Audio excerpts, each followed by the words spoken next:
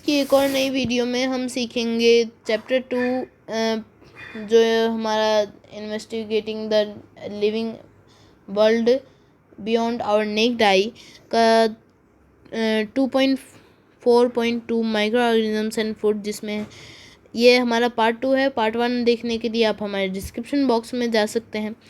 तो सबसे पहले हम एक एक्टिविटी को परफॉर्म करेंगे जिसमें हम 20 kg फ्लोर लेंगे, 2 बाउल लेंगे। ए बाउल में हम ईस्ट पाउडर के साथ उस फ्लोर को मिक्स करेंगे और सेकंड बाउल में कुछ नहीं करेंगे।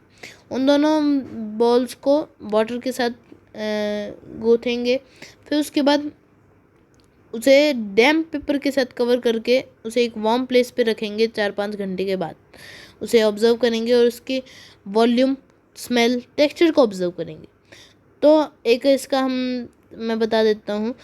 बॉल ए में इतना आटा होगा तो वो इतना फूल जाएगा, और बॉल बी में इतना ही रहेगा, क्योंकि ईस्ट जो है वो कार्बन डाइऑक्साइड प्रोड्यूस करके उसे फर्मेंट कर देती है। उसकी वजह से उसका स्मेल और टेक्सचर भी चेंज हो जाता है।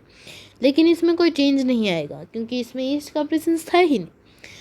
फिर उसके बाद एक फंगाई ईस्ट एक टाइप का माइक्रो ऑर्गेनिज्म है जो एक फंगाई ग्रुप को बिलोंग करता है, और उसका जो ग्रोथ है वो वार्म कंडीशंस में ही होता है। फिर उसके बाद वो कार्बन डाइऑक्साइड रिलीज़ करता है, और ऐसे ही बैक्टीरिया जैसे लैक्टोबैसिलस को यूज़ किया जाता है इडली और डोसा के लिए बैटर फर्मेंट करने के लिए। और जो भटूरा का डो होता है उसमें भी इसी को यूज़ किया जाता है। लैक्टोबैसिलस से हम दही भी बनाते हैं, और वो मिल्क के अंदर जो प्रेजेंट लैक्टोस है, प्लांट में जो शुगर लैक्टोस होता है, उसे डाइजेस्ट करके उसे लैक्टिक एसिड में कन्वर्ट कर देते हैं, जिस वजह से जो लैक्टिक एसिड है वो इसमें कर्ड में पाई जाती है। फिर हम 2 स्मॉल ग्लास बाउल्स लेंगे और उसमें थोड़ा हल्का गरम गुनगुना मिल्क डाल के एक में स्पून का एक छोटा सा बोल डाल लेंगे और दोनों में डालेंगे, और दोनों बॉल्स को कवर करके एक वार्म प्लेस पे रखेंगे, ए को, और बी को एक कूल प्लेस में जैसे रेफ्रिजरेटर, और फिर उन्हें ऑब्जर्व करेंगे। तो ऑब्जर्वेशन के अनुसार हम ऑब्जर्व कर सकते हैं कि ए बाउल में लैक्टोबैसिलस ग्रो करके उसे कर्ड में फॉर्म कर देगा, पर हम ऑब्जर्व भी यही करेंगे, और बॉल बी में कोई चेंजेस नहीं होंगे, पर स्लाइट चेंजेस हो सकते हैं क्योंकि वो बहुत धीरे उसकी ग्रोथ हो जाएगी। और इसका रीज़न ये है क्योंकि लैक्टोबैसिलस जो बैक्टीरियाज होते हैं वो 10 डिग्री से लेकर 30 डिग्री सेल्सियस तक उनका पेरिसेबल टेम्परेचर होता है जिसमें वो ग्रो करते हैं। फिर उसके बाद हम एक और माइक्रोब के बारे में पढ़ेंगे जो राइजोबियम है, जो प्लांट्स में जो एटमॉस्फेरिक नाइट्रोजन है उन्हें उसे नाइट्रेट के रूप में कन्वर्ट करके देता है, जिसकी वजह से प्लांट उन्हें यूज़ करते हैं, और जो लेग्यूमिनियस प्लांट्स हैं उसमें वो पाया जाता है। तो इसके बदले में वो प्लांट्स उन्हें फूड प्रोवाइड करके देते हैं। फिर हम माइक्रो एल्गाई के बारे में पढ़ेंगे जो जैसे स्पिरुलिना, क्लोरेरा, डायटॉम्स, ये कुछ माइक्रो एल्गाई हैं जो अर्थ का ऑक्सीजन सप्लाई का आधे से ज़्यादा प्रोड्यूस करते हैं। ये कहीं पे भी ग्रो करते हैं, और इनका यूज़ हेल्थ सप्लीमेंट और मेडिसिन में यूज़ किया जाता है, और क्लीनिंग वाटर में भी और बायोफ्यूल बनाने में भी इनका यूज़ किया गया है।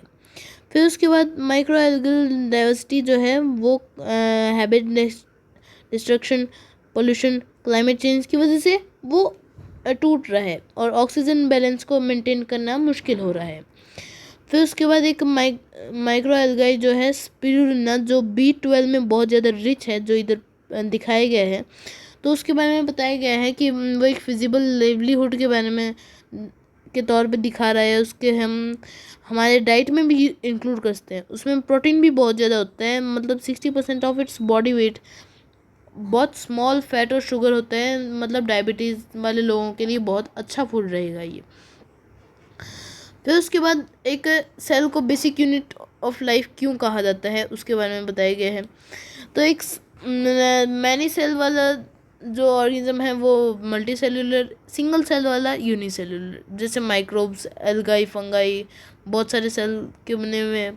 पर यील्ड जो है यूनिसेलुलर फंगस है, पर मोल्ड जो है वो मल्टी सेलुलर है क्योंकि उसमें बहुत सारे सेल्स हैं। इधर एक बैक्टीरियल सेल को दिखाया गया है जिसमें एक न्यूक्लियोइड है। न्यूक्लियोइड में जो न्यूक्लियोइड होता है वो लेस डेवलप्ड होता है। जो इनवर्टिब्रेट्स होते हैं जैसे माइक्रो ऑर्गेनिजम्स, उनका जो माइंड और बॉडी उनका वर्टिब्रेट्स के तौर पर लेस डेवलप्ड होता है, बिल्कुल सिंपलेस्ट नर्वस सिस्टम होता है और बहुत स्लो और स्मॉल साइज होता है उनका। फिर उसके बाद एक इलेक्ट्रॉन माइक्रोस्कोप के बारे में बताया गया है जो 10 लाख टाइम्स जूम करके हमें दिखा सकता है, और सेल के डिफरेंस के बारे में बताया गया है कि साइज, शेप और स्ट्रक्चर के तौर पे बहुत सारे डिफरेंसेस हो सकते हैं। फिर इसी के साथ हमारी ये वीडियो ख़त्म होती है। ये हमारी समरी है चैप्टर की, हमने क्या क्या सीखा। फिर उसके बाद थोड़ी सी हम एक्सरसाइज को भी कवर कर लेते हैं। ऐसे एक्सरसाइज कवर करने में सबसे पहले हमारे पास एक चार्ट आता है, एक सर्कल चार्ट, जिसमें हम देख रहे हैं कि कुछ कंपोनेंट्स बताए गए हैं, 6 कंपोनेंट्स, उसमें कौन कौन से किस किस सेल में पाए जाते हैं। तो उसमें सबसे पहले हम नोट डाउन कर लेते हैं सिंपली इन्हें 1 2 3 4 5 6। अब इधर अगर हम नोट डाउन करें, ए में है हमारा ओनली न्यूक्लियस जो है वो सब में है, बस बैक्टीरियल सेल में नहीं है, इसलिए हम नहीं ले सकते।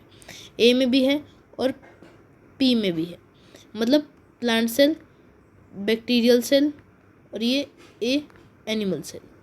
फिर उसके बाद जो क्लोरोप्लास्ट है बी, वो ओनली प्लांट सेल में है। फिर सेल मेम्ब्रेन जो है वो सभी में है, तो मतलब हम लिख सकते हैं इधर 3rd नंबर इधर लिख सकते हैं, थर्ड और 4th हम इधर लिखेंगे क्योंकि साइटोप्लाज्म भी सब में होता है। सेल वॉल ओनली प्लांट्स में होता है, तो हम उसे पी लिखेंगे। फिर उसके बाद सेल मेम्ब्रेन और सेल वॉल कुछ माइक्रो बैक्टीरिया में भी होता है, इसलिए बी भी हम लिख सकते हैं। फिर न्यूक्लियोइड ओनली बैक्टीरिया में है, तो ऐसे हमारा ये क्वेश्चन भी सॉल्व हो जाता है। फिर एक सिचुएशन दी जाती है कि आनंदी ने 2 टेस्ट ट्यूब्स लिए, ए और बी लेबल किया और कुछ सुगर सॉल्यूशन के साथ उसमें यीस्ट डाला। फिर उन्हें बैलून से कवर किया, तो बी में यीस्ट डाला था तो उसका बैलून फूल गया, क्यों? फिर उसके बाद उसके बारे में प्रेडिक्ट करने को कहा है। पहला क्वेश्चन है, what do you predict will happen after 3-4 days? She observe that the balloon attached to test tube B was inflated, that is shown here. What can be possible explanation for this? पहला, water evaporated in test tube B and filled the balloon with water vapor. No, this cannot be. B, the warm atmosphere expanded the air inside the test tube B. No. C, it produced a gas inside. That is correct. Then she took another test tube half filled with lime water. She removed the balloon in such a manner that the gas doesn't escape. She attached the balloon to test tube with lime water and shook it well. What do you think she finds out? She would wanting to find out that whether this gas is either acidic, either it is carbon dioxide or another gas, because lime water, which has plus the gas in balloon B, what would be the result? Lime water is equal to Ca. I will write it here. CaOH2.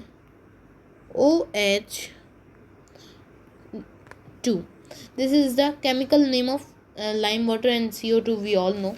So this gets converted into calcium carbonate, which is CaCO3, which is milky in texture and appearance, so she can identify whether the gas is carbon dioxide or not. So then we will move next to the third question. A farmer is planting wheat crops in his field. He added nitrogen-rich fertilizer to the soil to get a good yield of crops. In the neighboring field, another farmer was growing bean crops, but she preferred not to add nitrogen fertilizer to get a healthy crop. Can you think of the reasons? तो wheat crop क्या है, एक non leguminous plant है, पर जो been plant है वो leguminous plant है। पर लेग्यूमिनियस प्लांट जो होते हैं उनके रूट नोड्यूल्स में राइजोबियम के प्रेजेंस होता है जो सॉइल को नाइट्रोजन से एनरिच कर देता है, तो इसलिए नाइट्रोजन फर्टिलाइजर की ज़रूरत नहीं पड़ती है। फिर उसके बाद next question, Sneha dug 2 pits A and B in her garden. In pit A she put fruit and vegetable peels and mixed it with dried leaves. Pit B had no dry leaves. What is she trying to test? She may be trying to test the effect of the dried leaves, as and this would be her question in the mind. And the dried leaves provide carbon, an essential nutrient for manure. Next, we will move. I live in every kind of environment. We have to identify the microbes and inside your gut. That would be microorganisms or bacteria. I make bread and cakes soft and fluffy. That's possibly the yeast, and it is. I live in the roots of the pulse crops and provide nutrients for the growth. Just now, I told you that in the root nodules of leguminous plants there is a bacteria named rhizobium. There is so pulse crops are also leguminous. Then devise an experiment to test that the microbes need optimal temperature and moisture for their growth. We may add some bowls A, B, C, and D and keep them in different conditions, and one should be in warm conditions so that it can um, show the growth of lactobacillus. Then take 2 slices of bread, place one slide in the plate near a sink, and place the other side in the refrigerator. Compare after 3 days. Note your observation, give reasons. So in this question we may think, अगर हम 2 slices bread की रखेंगे, एक sink के पास और एक refrigerator में, तो जो रेफ्रिजरेटर वाली होगी उसमें कोई माइक्रो ऑर्गेनिज्म अटैक नहीं होगा, पर सिंक वाली मॉइस्चर और वार्मथ दोनों प्रोवाइड करती है, जिसकी वजह से उसमें माइक्रोब अटैक पॉसिबल है।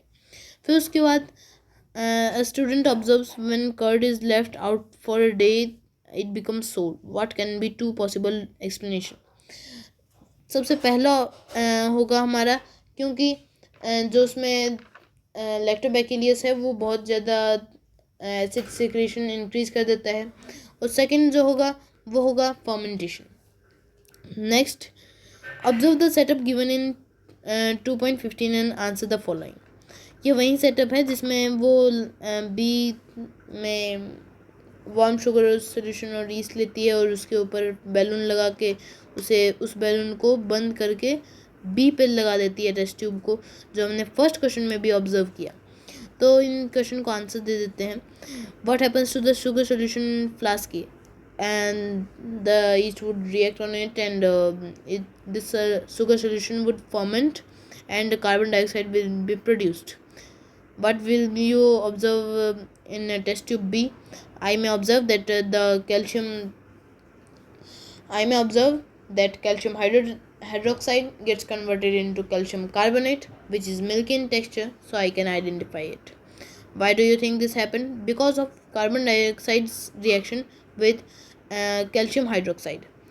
What would happen if yeast was not added? There would be no changes, including fermentation, the becoming of milky of the calcium hydroxide, which is lime water. So till now my video ends. Jai Hind, Jai Bharat. Thank you. Have a nice day.